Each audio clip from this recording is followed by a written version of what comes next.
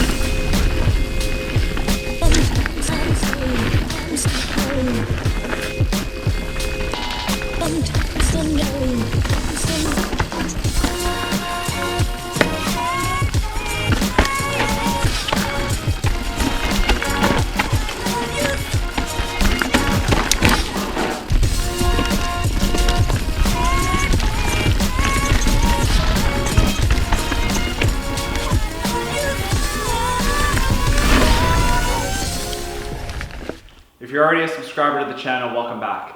If you're new here, thanks for checking us out and this look at the 2019 Santa Cruz Bronson. I got this bike from Grant and the guys down at Cowichan Cycles in Duncan, BC. In order to put this all-mountain beast to the test, I brought it back up to my home trails here in Nanaimo. I took it to two different riding networks so that I could give it a wide variety of trails.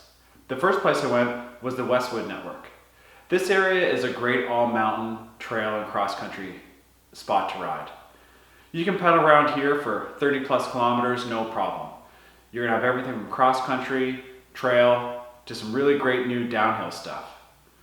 The second location I brought it to was the Dumont Network.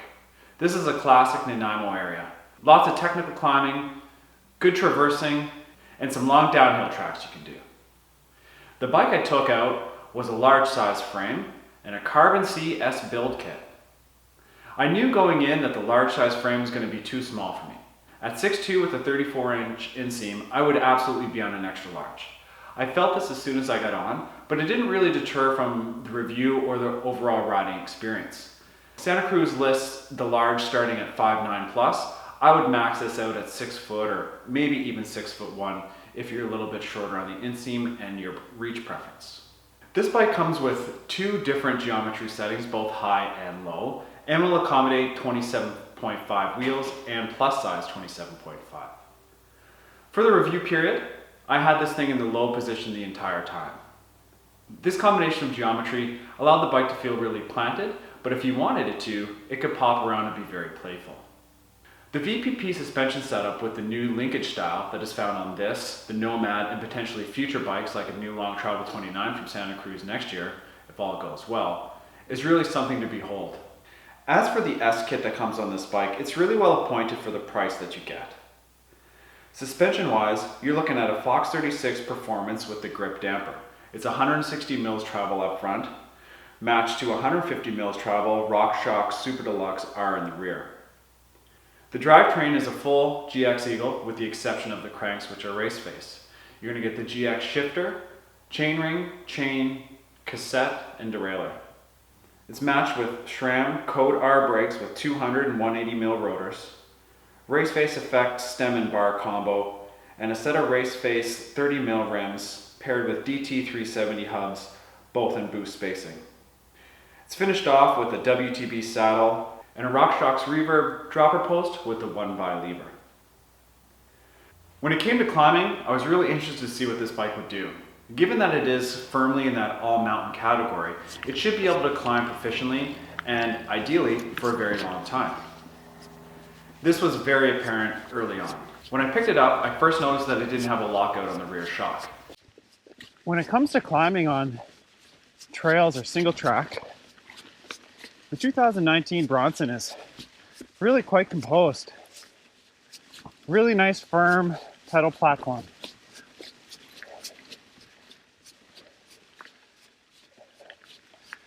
Excellent power transfer, both in and out of the saddle. In the end, it was 100% not needed. The anti-squat on this bike with the nice firm pedaling platform provided by the VPP and the progressive nature of the suspension made the pedaling feel really quite nice. Climbing on double track or fire road is really not much of a chore on the Bronson. Unless I peel off a few gears and really stand up and pedal, it's a pretty firm platform, good power transfer.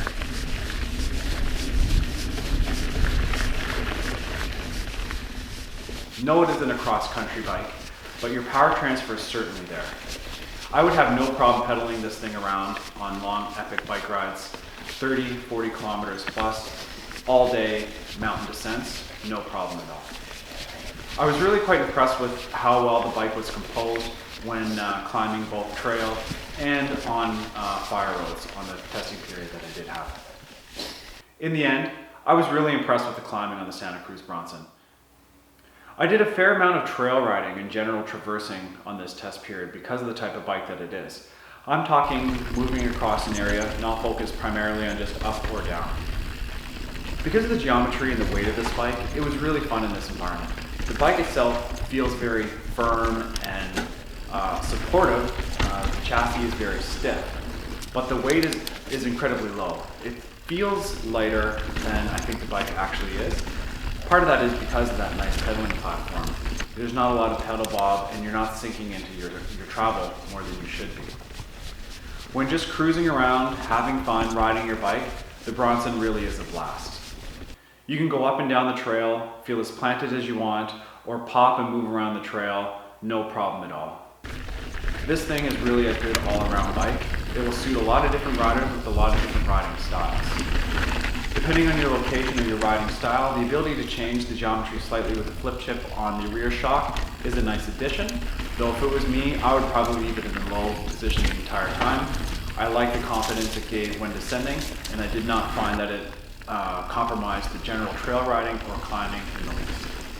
Out of all the bikes that I've tested most recently, the Bronson definitely gets some of the top marks in this category. It was an absolute blast to ride. I could see myself riding this thing all day, and I don't think I would ever get tired of it. To round out the all-mountain category, not only does the bike have to be able to pedal and just have fun on, but it also needs to go downhill. And the Bronson does this superbly. It has lots of travel, like I said, 160, 150, relatively slack head angle at 65 degrees. And when you get going down on some chunky or rooty or rowdy stuff, the Bronson is at home.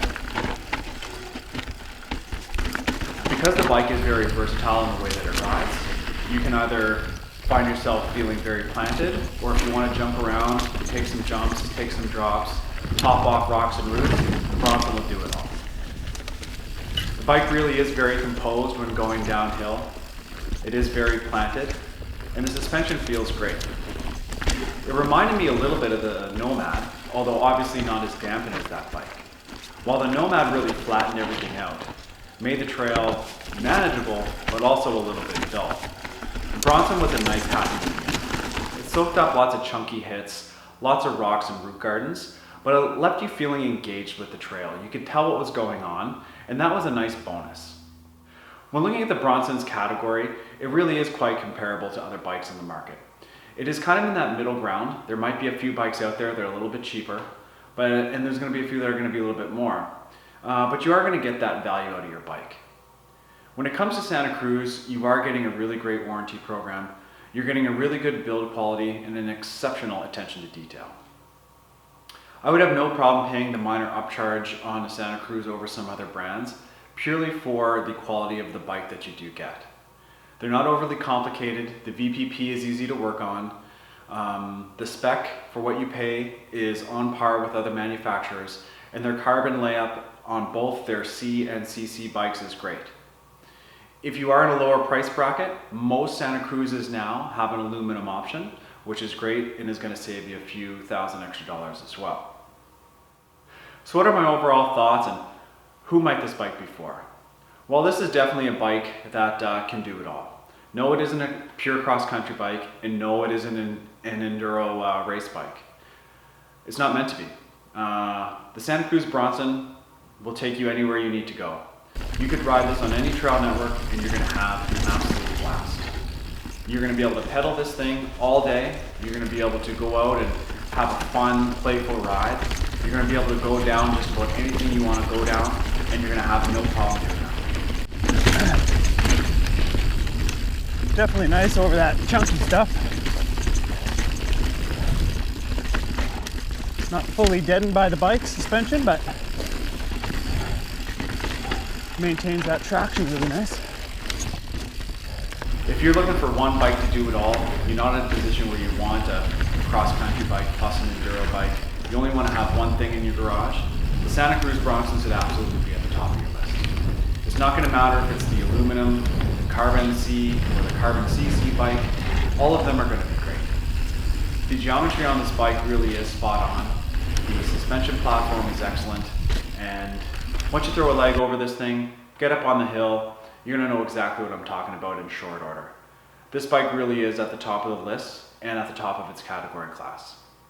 I hope you like this look at the 2019 Santa Cruz Bronson V3. If you want to try to take this out for yourself, contact Grant and the guys down at Couch and Cycles. They'll sort you out. If you like what I'm doing here, think about hitting the subscribe and the like button. Leave me a comment down below and come and find me on Instagram. And as always, thanks again for watching. Now let's go hit the trails.